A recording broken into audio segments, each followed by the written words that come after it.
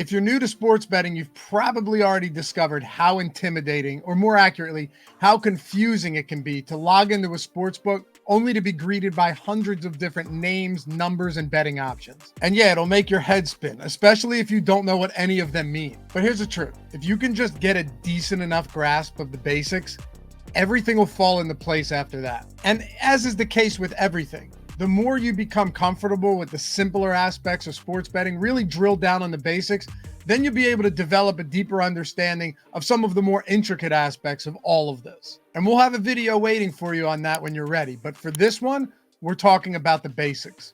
And my hope is at the end of this video, the next time you log into a sports book, you're not going to feel like you're trying to decode the cipher from the Zodiac Killer. So let's get started. First and foremost, we have to understand the odds. And the odds represent the probability of a particular outcome happening. And keep in mind, odds are displayed differently depending on where you are, where you live.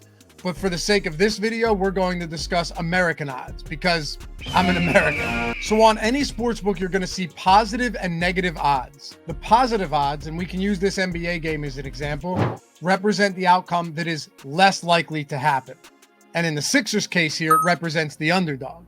And then on the other side, the negative odds represent the outcome that is more likely to happen. And the bigger either of those positive or negative odds are, the less or more likely that outcome is to happen, respectively. Now, this is where it can get a little bit tricky for newer sports bettors, but stick with me. It's actually very simple. With American odds, the positive number tells you how much you would win if you bet $100. So if you bet the Sixers money line at plus 245, and don't worry, we'll get to money line bets in a second.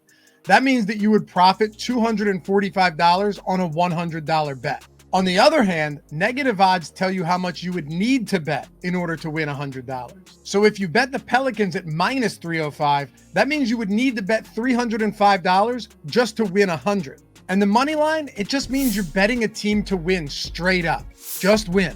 But as you can see here by the odds, the Pelicans are far more likely to win than the Sixers tonight.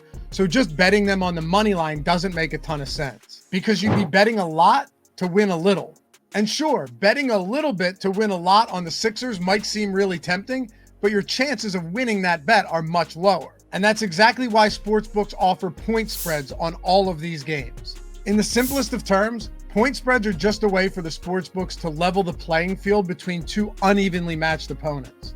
And they create a way for us to be able to bet on games without having to take a team to win outright, which in many cases just wouldn't make sense if one of those teams is so much better than the other. All right, so let's go back to our matchup between the Pelicans and the Sixers. You'll see here the Pelicans are -8 on the spread and the Sixers are +8.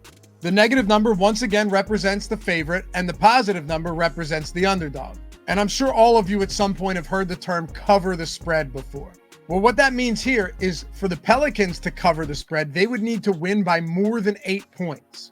And for the Sixers to cover the spread, they'd need to lose by less than 8 points. And now it doesn't matter if the Sixers were to win outright here. If you bet the spread, it doesn't matter if the Sixers lose by 7 or win by 17.